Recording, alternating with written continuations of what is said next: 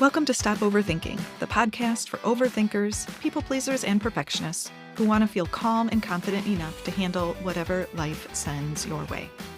I'm your host, Kristen, a women's life and mindset coach, lifelong educator, and recovering perfectionist.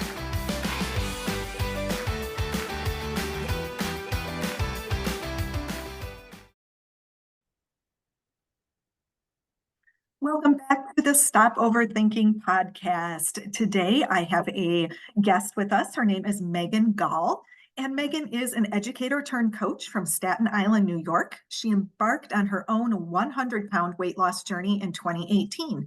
While keeping that weight off ever since, she has worked hard to build and maintain strong boundaries to keep out diet industry jargon and fear-based tactics.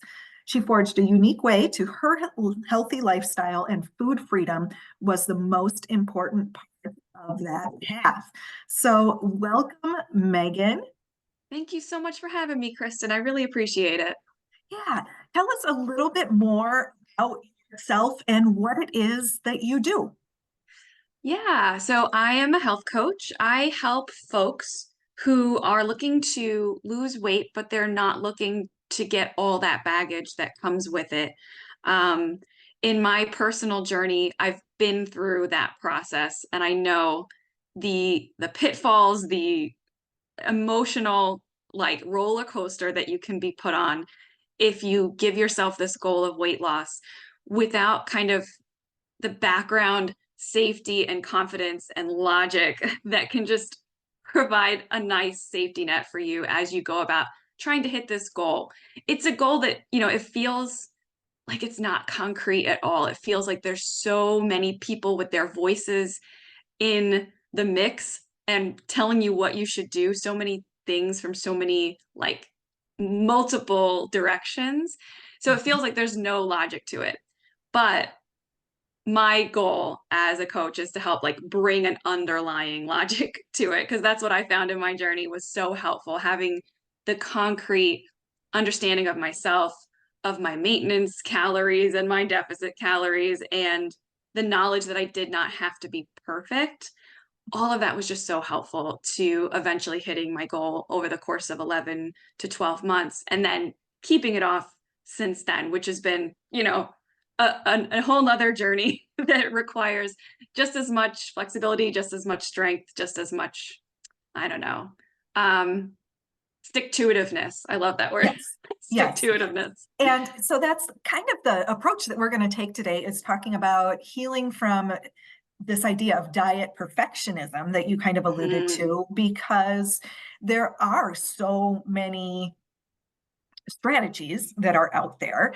And also, we know that depending on your personality, you can be a person who feels like it's all or nothing, and I have to do it the right way, and I have to do what everybody else is doing. And it can make the whole process so complicated. So when people are coming to you for this health coaching, uh, what are they looking for? What have they been struggling with? So often the folks who come to me there are some like foundational habits that they really want to build, because they have the goal of weight loss for many different reasons. Maybe it's for their doctor does give them news that there's looming health problems on the horizon if they don't reach a certain weight. For some, they realize that nothing in their closet fits and they've never really had to diet before. There's all sorts of different reasons that someone decides that this is a right thing for them to go for in their life.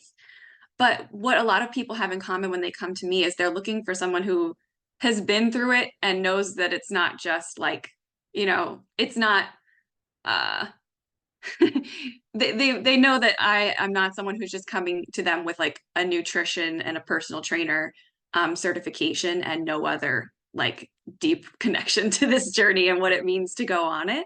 Yeah. Yeah, and I think the other thing that people have in common is there are habits that they know they really want to have that would make this journey easier. So a lot of folks aren't eating regular meals, what we would call the 3 square meals and a snack. Like it's more they're eating out of what's available when their schedule allows it, what's in the break room, what they can have off their kids' plates after the kid's done. Like it's all unplanned and impulsive. And what I really like to bring to them is a structure to help them become planned and structured. Because it's really hard to add a weight loss goal on top of a foundation that doesn't have structure. And in our ideal world, we would all be eating like 3 square meals and a snack every day, because how much better would we show up to our like families and to our work lives if we were like well fed and well fueled every day? How much better would we do all the things we want to do?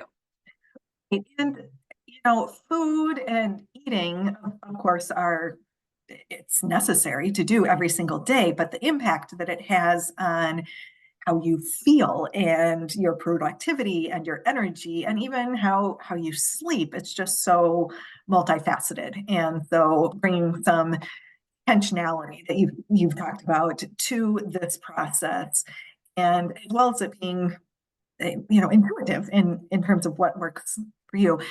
You had a uh, big weight loss journey yourself, and what what do you use from that journey that translates into your health coaching practice?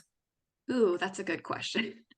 I think I use mostly the empathy, because like when you are up against a week where you couldn't do the things you wanted to do to lose weight, like you didn't have the time to plan your meals, you didn't have the time to go for your daily walk like you wanted to, you're noticing like the scale is higher than you want it to be, or your clothes aren't fitting the way you want them to be. I think in those places, if you haven't been through that particular situation, a lot of folks respond to it with like, a surface level of, yes, okay, this is hard. Let's keep thinking, let's keep moving forward. But I think it's really important to have someone along with you who, I don't know, who knows what that feeling is and can bring back the perspective. So, like stepping back, like, okay, what was moving you towards this goal in the first place? And actually asking the question, is that still important to you? And if it's not, that's okay. Like reminding people that like this journey is never required. It's always if you want to do it or not. And I think that's a piece that I, in my personal life, um, really come back to anytime I'm coming up against something that feels really hard. Anytime I have a week where emotional eating feels closer than it has been in a long time, or even with work or with family or with relationships, there's something that's feeling really difficult. I think that question of, given that you don't have to do any of this and you could stay exactly how you are, do you want to do this hard thing? I think asking that question honestly and being open to whether the answer is yes or no is such a great exercise for me to help get perspective and actually remember that I do want to move forward on it and I'm okay to do the hard thing. So I think that's the piece that I really take forward from having my own journey with weight loss. It makes it more regular for me to bring that perspective back to the people who work with me. Mhm. Yes. And I that resonates with me because I often talk with clients as well too, that like there's discomfort really with probably any choice that you're going to have, and to Hmm. make it a conscious choice of which way you want to do it, because there might be discomfort in the body that you have right now or how you're feeling or your energy level or all those sorts of things. And it's also going to be a little bit uncomfortable to make the choice to change that Yes. and to have a different result. And so often, I think people just want the easy one. Like, I'm just going to feel motivated and excited about this all the time. But especially when it comes to emotional eating, that just isn't always the case Oh my gosh. Yes. because, Oh, that really reminds me of like, yeah, the choice of the discomfort of um, you know, doing the hard thing and resisting the emotional eating versus the choice of like staying where you are and staying in that cycle that's just a guilt-ridden cycle constantly and really just erodes at how much you trust yourself. That's the biggest piece because it is for many people who are stuck in that kind of nightly cycle of, at the end of the day, there's a period of time where I just can't stop eating. Like that's a very real cycle for a lot of people. And it can be weekly, it can be monthly, but for some people it can be daily for a few weeks or months at a time. And that is a really hard place to be because you feel like you don't have the power to do that discomfort, like to do that discomfort right in the moment. Like I want the food and I can get through 15 minutes without it. That feels impossible in that moment. And so it is really eye-opening to look at the discomfort in another area because of that cycle. So like you said, like looking at the discomfort that comes from being overweight or from not being able to say yes to certain activities with your loved ones that you would really love to do. Some clients who can't travel without like getting a seatbelt extender on the airplane or getting a second seat, that makes the world feel smaller, and it makes it just it changes how much you feel like you can do in your life. And Yes. so that like putting those two situations against each other can really help that small moment in the evening when you're looking to change that cycle of eating to, soothe whatever's happening inside you. That's a really wonderful perspective that can help bring as you said, like a different variable to the equation, a Mhm. different action that creates a different result over time. Yeah. Well, and the emotions tied to food, or I know and sometimes that I would look to food to soothe a feeling because I was just trying Mm. to avoid a different kind of a feeling. And that can be just so deeply ingrained, that emotional aspect that's tied to food. So how do you address the emotional component with your clients? So yeah, you're right, because there's the tactical component and then the emotional component. I love that you pulled that apart. Because the tactical, like for me, I've learned a lot from other folks who have maintained a large weight loss and have a history of binge eating or disordered eating. And my main learning from them tactically is putting a space between the urge and the action. Even if you still do the action, making that space bigger as you can. Oh, it's so powerful. And it feels like it's useless at the beginning because you're like, what? I'm still eating the food, but I'm just waiting 10 minutes. What is that going to do? I'm still overweight and all that. But tactically, I love that strategy of slowly widening the time because you get that space to take perspective and to take a different action. And it really makes a huge difference.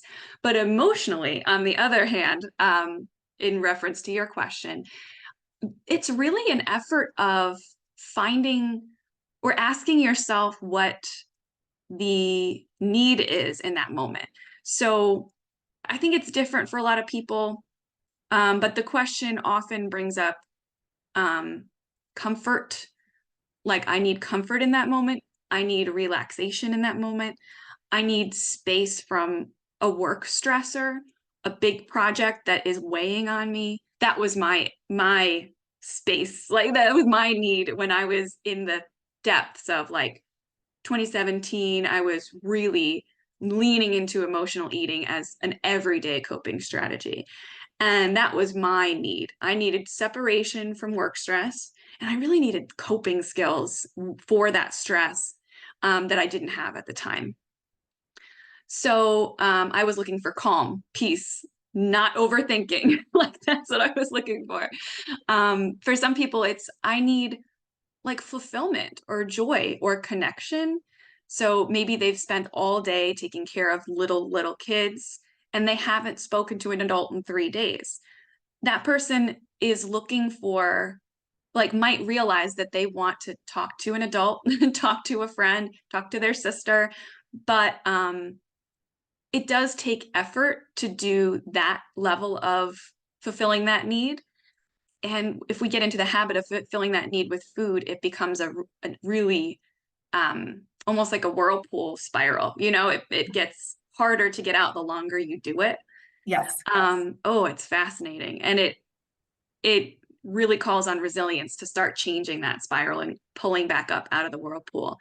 Mhm. So I think it's really asking honestly in a moment of calm, having the client ask themselves, like, what is it that I really am needing in that evening when I'm trying to block out a lot of things with food?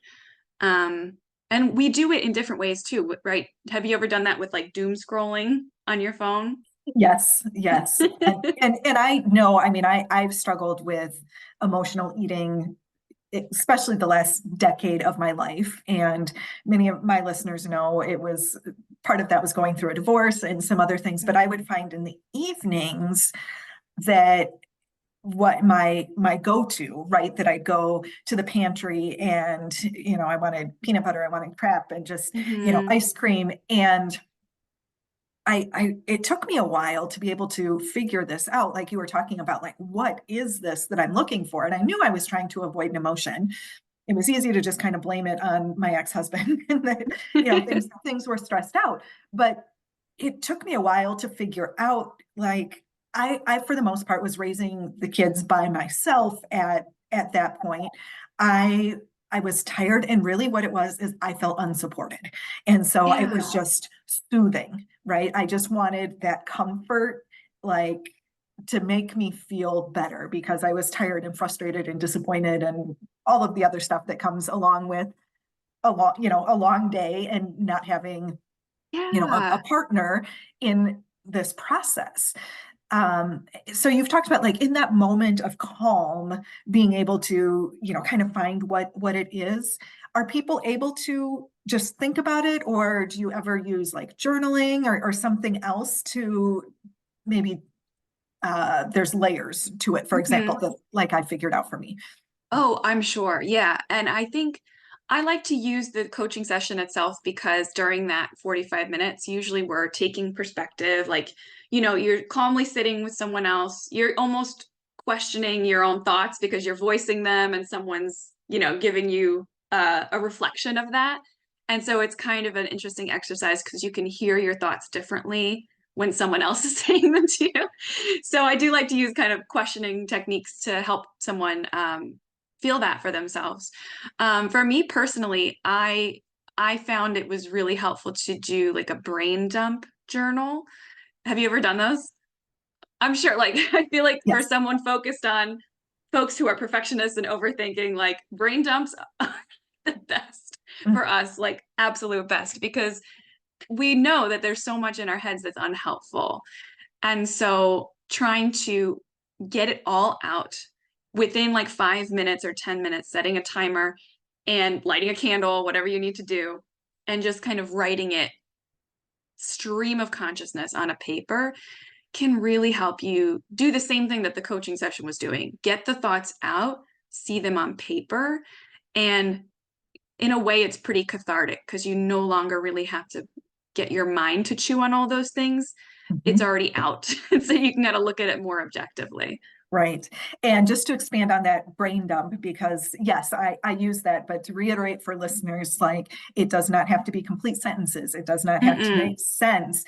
It can be all over the place, right? This is not a place where you need to be perfect and do it. There is no right or wrong way, but yeah, just get it out. And maybe you'll see connections at first. Maybe you have to do it a couple of times Yeah. to get the, random junk off the top before you can really start to figure out what is the root of the issue. Yeah, brain dumping can Yeah. be so helpful. And I would even say, like, I love that you said, like, don't expect it to have an answer right away. Like, it may not ever give you like a specific answer. Maybe there's not one answer. Maybe it's complicated. Maybe there's many things playing into it.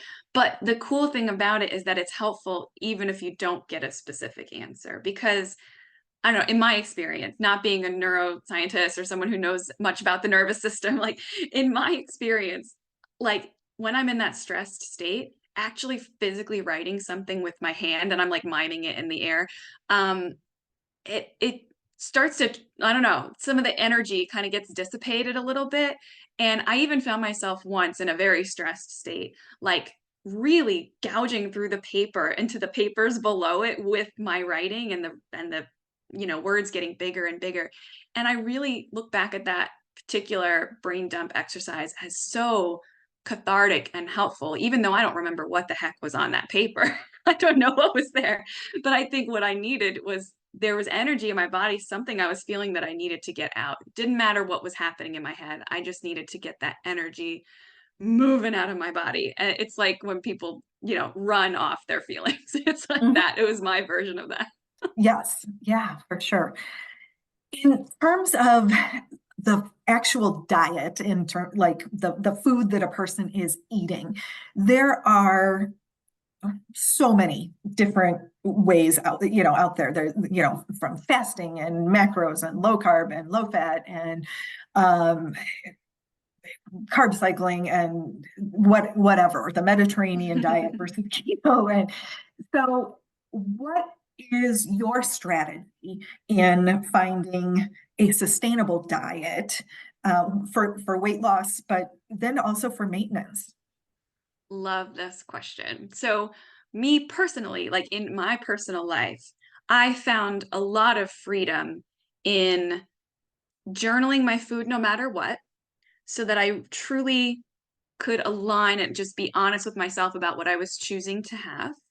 Um, and I personally found it really helpful to know my calories, meaning I learned how to look at my scale data over the period of 6 weeks and my overall calorie intake over those 6 weeks, and use those two numbers to figure out my body's needs to maintain its weight uh, over time.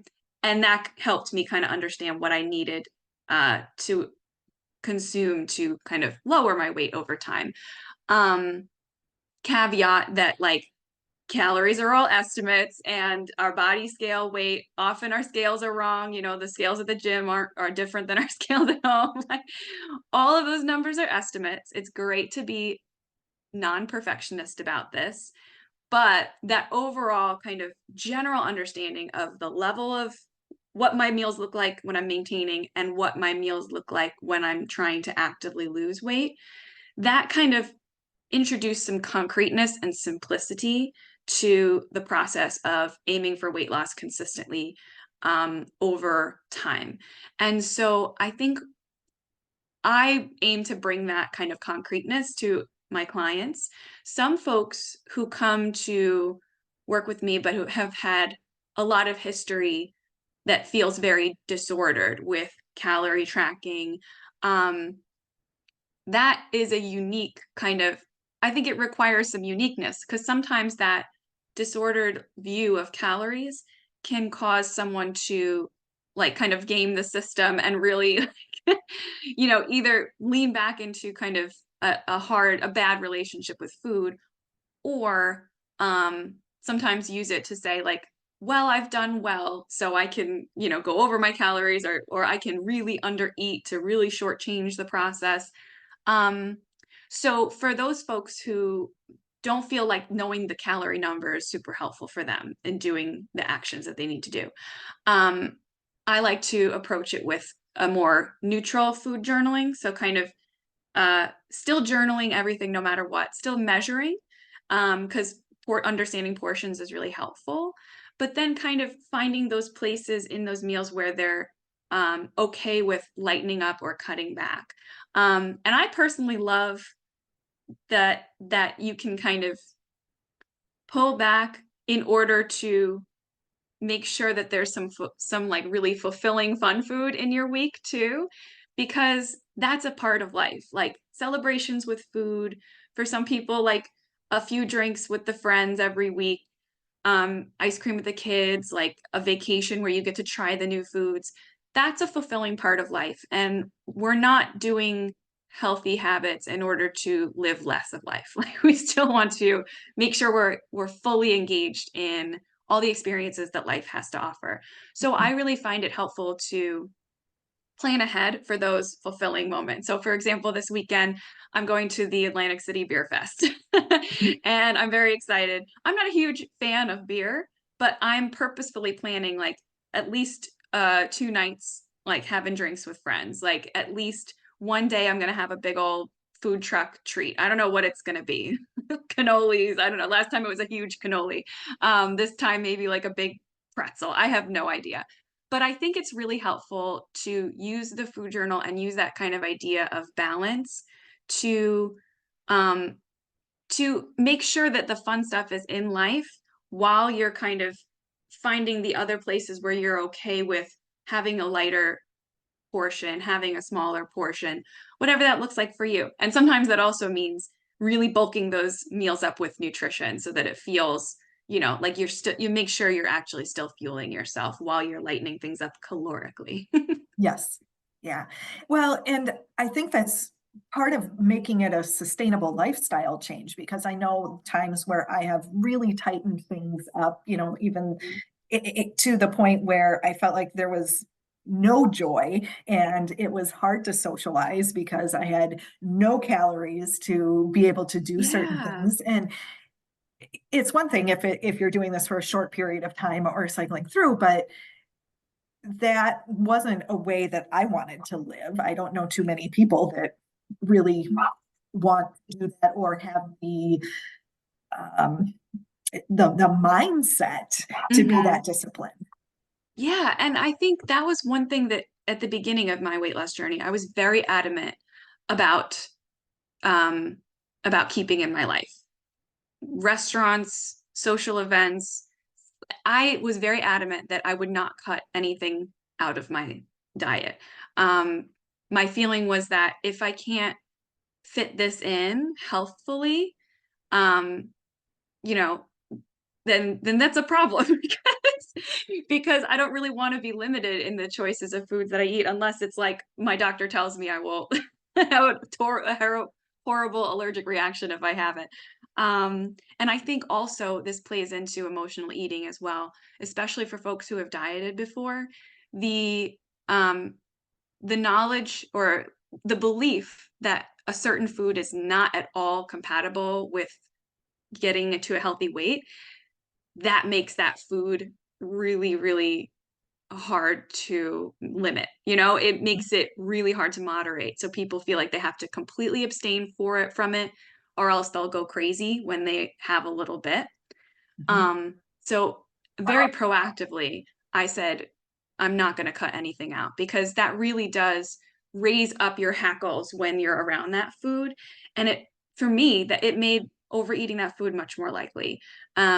So learning how to fit peanut butter and chocolate and, even alcohol on occasion, learning how to fit those things in while losing weight and while maintaining weight was a really helpful skill for me um, because when you have a week where you feel like you're kind of off the wagon, you didn't eat in your normal habits, it's much easier to kind of go back to what works for you because what works for you is still including some of those good foods. So it's not like you're facing this daunting wall of, well, once I start being healthy again, I can't have chocolate. Facing that wall is really hard for people. Yes, So don't put that wall up in the first place. right. If you love chocolate, if you don't want to give it up when you're 70 and 80 years old, then don't give it up now to lose weight because that means that once you start having it again and slowly raising your calorie intake over time, the weight that you lost by giving up chocolate is going to come back. For sure, right?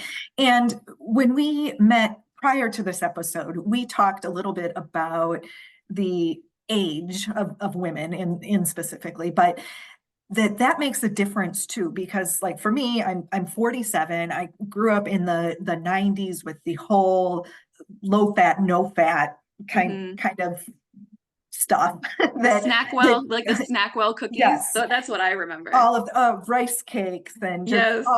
all of this food, like fat was bad.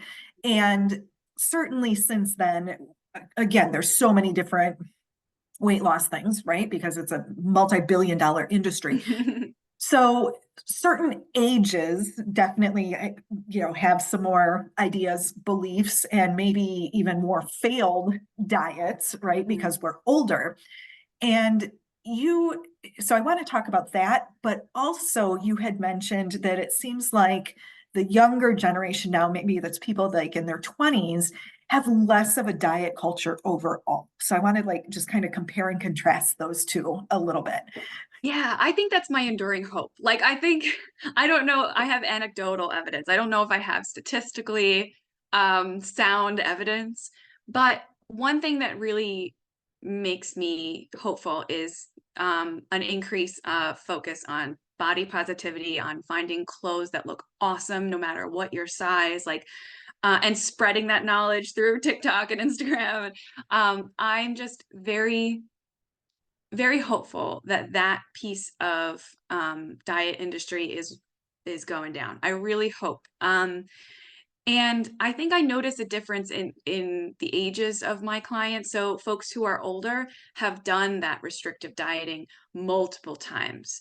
Um, and folks who are younger often have not done any of it. And I don't know, I don't think it's just because they're younger. I think it's because there is more of there's more of a voice against that restrictiveness than there used to be. I think the rise of like the kind of intuitive eating movement, even though it's not supposed to be used for weight loss, it's very much a like recovering from that disordered eating place. But I think the rise of that in more pop psychology, popular culture is good because it has really opened people's eyes to how much food noise we had in our heads about what to cut out and what we shouldn't be having. So the food freedom, intuitive eating mindset, I think um, it allows people to pursue healthy changes from a more calm and rational and less emotional and fear-based way, in my opinion. I don't know. What do you think? Yeah. No, I think so. And, I'd be curious then. So when you have clients that are, say in their 40s or 50s coming in with all of these ideas about food that is good and food that is bad, and, I Hmm. can't eat, um, you know, I can't eat butter, or I can't put, oil in the pan for my veggies, or, some Hmm. of those kind of things. How do you start making changes to those thoughts and to those habits? Yeah, you're right. It's a thought that it has to be changed. It's almost a belief that has to be changed. And the nice thing is like I can't do that for them. And and I think that changing that belief is really like that's why I find calorie counting so helpful. Actually, I think it can be a really nice neutralizer to those foods are good and foods are bad kind of mindset. Um, because you're like I don't know if you've seen those videos on Instagram and TikTok that are like you could have this many Cheez-Its or this many, I don't know, heads of lettuce for the same calories. In a way, like I think that's a funny way of doing the same thing that I'm doing, which is like if these are both true, if indeed today you could maintain your weight and have, all of these really healthy things, huge bowls of salad, tons of vegetables, lots of lean protein, or you could have, you know, two fast food meals that are pretty small. What if you made your own combination of those things? Like that's how I like to go at that. Like what if you had like some of that really big volume, really nutritious stuff, and then you had some of the stuff you really love from that pile of fast food? Because like for me, like I love a good McChicken or a good McDouble with mac sauce on it. Like those things I still fit into my diet every so often. Um, but using a measurement, like a metric, like calories, or even like if you're too wrapped up in the fear of calories, even using a different metric like the ounces of food, right? Like because we don't have as many crazy like emotions about the ounces of food that we're eating versus the calories, but using some kind of metric to neutralize it and say if I want to make this meal 3 ounces of meat, lean protein, 3 ounces of vegetables, and 1 ounce of like that awesome, you know, beautiful sauce that my grandma makes or something, that's really rich with a ton of butter.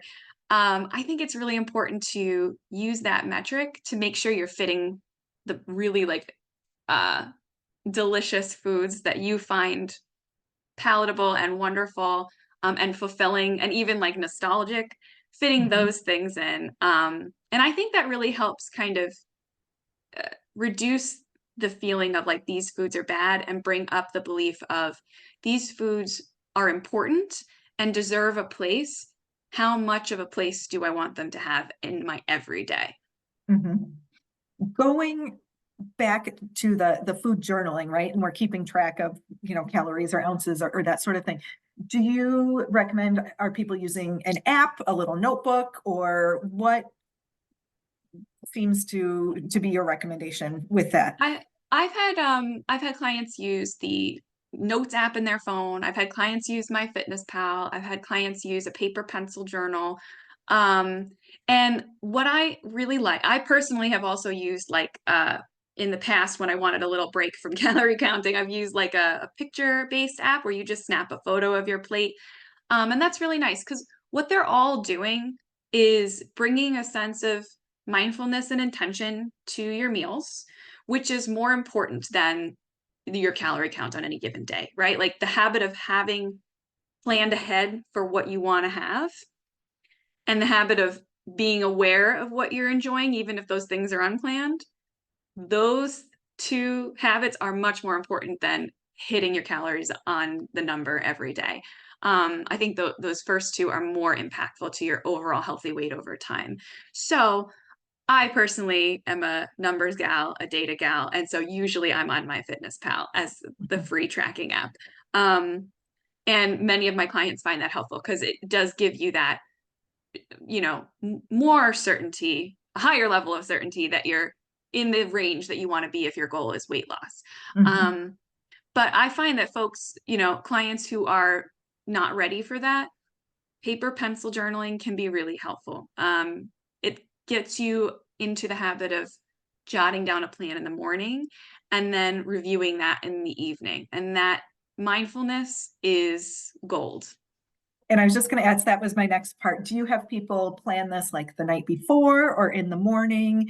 What seems to be the sweet spot for you and your clients?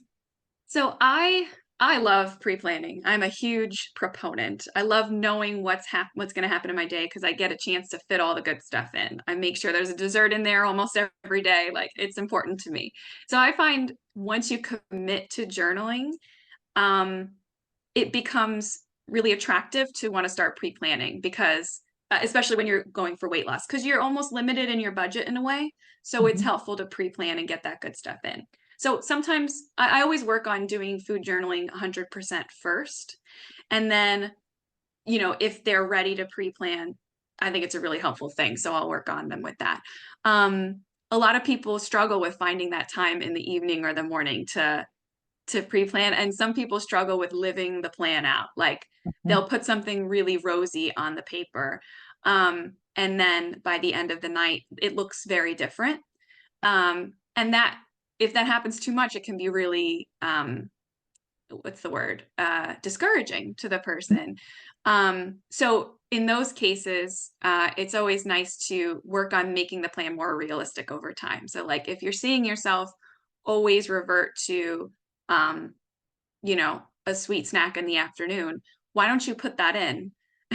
And then maybe another choice, like that's slightly healthier. See if you can give yourself a choice there.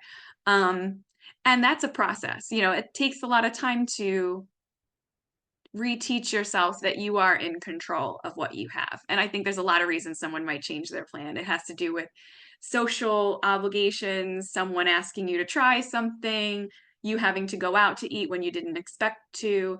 Um, there's a lot of people pleasing involved in food choices. And that's a whole other area that I think it's really useful to grow skills into. Mhm. Well, right, the people pleasing, and then there's also the control piece, right? Or feeling out of Hmm. control. I know for me, like I can plan and I have it, all done, and then like my son last night showed up with some extra birthday cake from a party he had just been at, and I'm like, oh, that looks so good. Totally not planned in my day, and it's like, but I want it, I want it, I want it, and like you were saying, I mean, it's that urge Hmm. sort of piece, but how do you help clients deal with the urges or the unexpected foods that come up, whether that's in a social setting, they don't want to let people down, or even just in their home? So, when it's in a social setting, I really like the client to come up with a list of statements that feel comfortable for them to say. Um, and involved in that is also knowing roughly what your boundaries are going into the event. So if you have, a group dinner and you know there's going to be plates of, or like baskets of bread and plates of French fries, and people are going to be sharing appetizers, ordering wine, ordering dessert, you have to know your expectations of yourself before you go in. And then you have to have a backup plan of communicating them if someone asks. So usually it's less likely that people ask than we really think. We're always more expecting people to be honing in on our choices and saying something than really is likely. But it is so helpful to have a few statements that feel really natural for you to say. So some for me are like, "Oh, I'm not going to have that tonight, but let me know how it is," or "Do you mind if I try a bite of that when yours comes out?" Or "I'm just having seltzer tonight. You guys go nuts." Like those are the ones that sound really natural to me. Um, and the other piece of it is really knowing what I'm expecting myself to have. So it goes back to the realistic planning. Like I know I tend to have one piece of bread from the basket because I know that place has really good bread. I'm going to get an entree and I'm going to have a bite of dessert, just kind of knowing what you expect of yourself. Um, and the other piece of it, when it's not in a social situation, but when it's more in your home or you're battling it in your mind in that moment, it's not on my plan today. I know I shouldn't have it. I want to hit my weight goals, but it's really like it looks so good. It's so unexpected. There's no perfect response, and we're not going to always, do exactly what the higher self would have wanted. But a really helpful reminder that I have given to myself is, can I put it on my plan tomorrow? Does it fit in my plan tomorrow? Often those things like can be taken home or can be put in a Tupperware and labeled for us the next day. Um, and so it becomes, rather than no, you can't have it, it becomes, when will I fit it into my plan? Um, and that really feels like a kind parent to me. It feels like if I'm a toddler and I really want a seventh cake pop or whatever, a kind parent would say, "We're going to put these away, and they're going to be there for us tomorrow." And it really does. It interrupts that negative parent, the one who's like, "You've had four already. You can't have any more. You're gonna go crazy with all the sugar." Like it interrupts that parent and brings back like the nurturing parent. I think that's a really helpful kind of way to phrase it. So putting it in the plan for tomorrow, putting it aside, um, fully giving yourself permission to have it tomorrow, it really gives you the chance to say, like, am I okay with this? Does it fit in my plan? And if it doesn't, what do I want to do about it? Do I want to make a lighter version for myself? Do I want to have half of it? What would I like to do? Mhm. Thank you. Those are really helpful. And just one more caveat on that. So the person who went ahead and indulged, even though it wasn't on their plan, and for my listeners, the people who are really hard on themselves and then, trying to figure out now what, because there will be those who want Yeah. to, go into starvation mode tomorrow, or who are just, screw this whole thing because I can't do it ever. It never works for me. So I love the idea of kind of that kind parent. What kind of um, thoughts or things do you offer when the person falls off the plan? Love that. Yes. Oh, it's so true because you're never gonna like completely stick with what you want to do all the time. And sometimes having the cake is the right thing in the moment. Um, it's so context specific and also like what you can offer to yourself in that moment. And this is what I did over this Saturday at WrestleMania.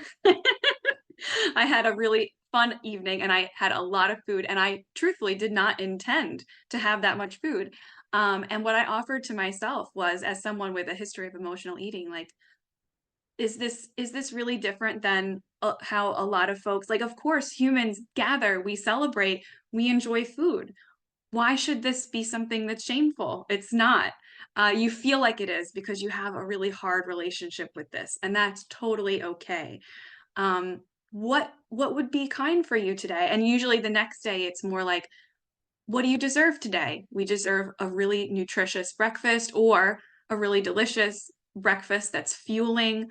And what do we deserve? Like, would a walk be nice? It would be wonderful. Like, I think it's really hard because your head is full of the way you've responded to yourself in the past. It's, oh my gosh, like, don't step on the scale. Like, you know that this is going to take a week to burn off. Like, what have you done? What's wrong with me? And those thoughts are so unhelpful. Like, they're so repetitive and they feel really real because it's our own voice. But it's really a habit that's super unhelpful because it makes it so much harder to do, the next action that might feel really good for your body.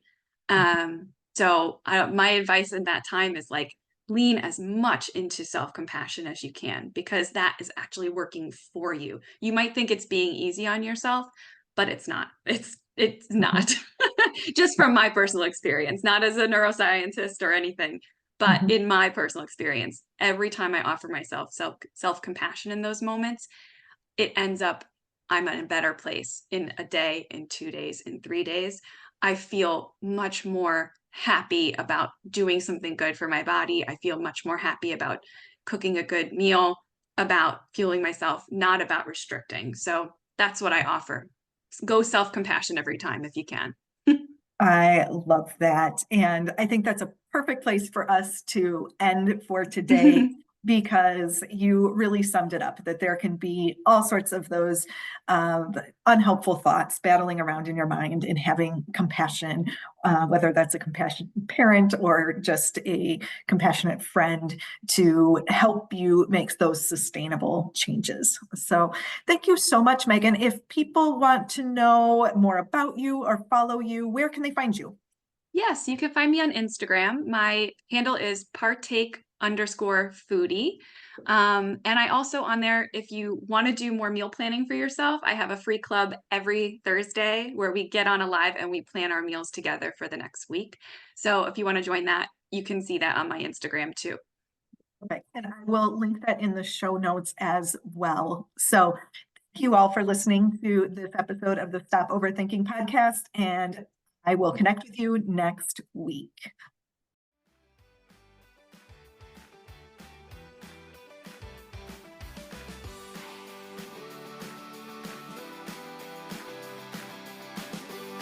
Thank you for listening to the Stop Overthinking podcast with Kristen Odegaard. If you enjoyed this episode, please share it with someone else who would benefit from the message.